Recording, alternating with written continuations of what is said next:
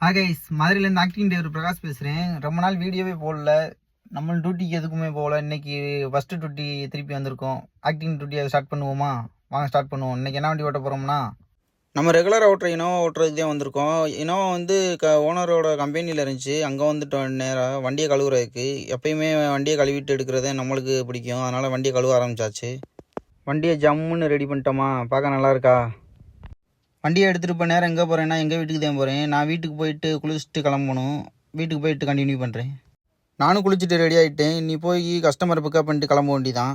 கஸ்டமரையும் pickup பண்ணால் அவங்க வீட்டுக்கு வந்தாச்சு. நீ போய் கஸ்டமரை பிக்கப் பண்ணிட்டு டேரெக்டாக கிளம்ப வேண்டிதான். போகிற வழியிலே பாரத்தில் ஒரு 3000 டீசலையும் போட்டுட்டு நேராக பைபாஸ் ஏறி பறக்க வேண்டிதான். இன்றைக்கி எங்கே போகிறோம்னா, நம்ம திருச்செந்தூர் போகிறோம். வேறு எங்கேயும் ஸ்டாப் பண்ணலை. ஒரு இடத்துல மட்டும் டீ மட்டும் குடிக்கிறதுக்கு ஸ்டாப் பண்ணுவோம். எப்போ இந்த ரூட்டில் வந்தாலும் இந்த சத்யா ரெசிடென்சியில் தான் வந்து டீ குடிப்போம். நல்லாயிருக்கும் டீ. இங்கே எல்லாம் ட்ரை பண்ணி பாருங்கள். திருச்செந்தூருக்கு இன்னும் 135 கிலோமீட்டர் இருக்குது. எங்கேயும் ஸ்டாப் பண்ணுற மணிக்கே இல்லை. நேராக திருச்செந்தூர் போக வேண்டியதான். ஒரு வழியாக தூத்துக்குடி ரீச் பண்ணிட்டோம். தூத்துக்குடியிலேருந்து ரைட் கட் பண்ணோம்னா திருச்செந்தூர் ஒரே ரோடு தான். திருச்செந்தூர் ரீச் பண்ணிட்டோம். திருச்செந்தூரில் வந்து நீ போய் கஸ்டமரை ரூமில் இறக்கி விட வேண்டியதான்.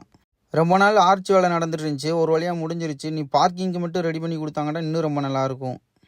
கஸ்டமர் பரத் ரெசிடென்ஸில் ரூம் போட்டிருந்தாங்க. அங்கேயே நம்ம அண்டர் கிரவுண்டில் பார்க்கிங்கை போட்டு சும்மா தானே இருக்குன்னு சொல்லிட்டு பீச்சு சைடு சுற்றி பார்க்க போயிட்டேன். கடலோட போக்க பார்த்தா போகிற போக்கில் கரையாக இருக்காதோல ஃபுல்லாக தண்ணி ஏறி வந்துருச்சு. கஸ்டமரை கோயிலுக்குள்ளே அனுப்பிவிட்டு நான் கோயிலுக்குள்ளே போகல. நான் வெளியவே நின்று சாமியை கும்பிட்டேன். ஓப்பன் அண்டர் கிரவுண்டு பார்க்கிங் தான். ஆனால் இவ்வளோ வெக்கையாக இருக்குப்பா, முடியல சாமி. நைட்டு என்ன சமாளிக்க போகிறோமோ?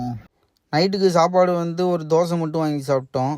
ஓகே கைஸ், பாய். இந்த வீடியோ பார்ட் 1 போடுறேன். அடுத்த வீடியோ பார்ட் 2 போடுறேன். அதை பாருங்கள். நம்ம வீடியோ ஃபுல்லாக பாருங்கள். பிடிச்சிருந்தா லைக் அண்ட் ஃபாலோ ஷேர் பண்ணி விடுங்க. பாய்.